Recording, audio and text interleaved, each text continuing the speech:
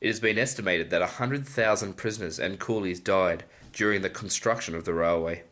Approximately 393 people for every mile of the track. Troops died from every known tropical disease and from sheer exhaustion.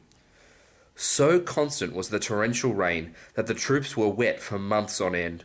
Many of them had no shirts, others only lap-laps, and most in bare feet. Men died in such numbers that the traditional last post, the haunting bugle call normally played at military funerals, was played only once per week for all those who had died during the week. It was thought that the sounding of the last post for every death, sometimes 6 or 7 a day, would have had a depressing effect on the troops.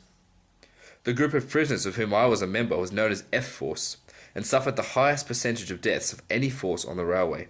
Of a force of 7,000 men, 3,096 died, 45% of its original strength, in 9 months.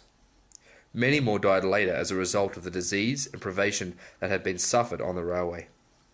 The rate of deaths was so great that there was not time and not sufficient men's strength strong enough, to dig graves.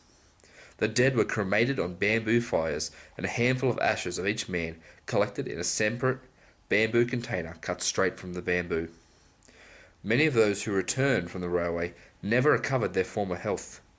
It was a period when the Australians concentrated solely on the business of living, almost willing themselves to live.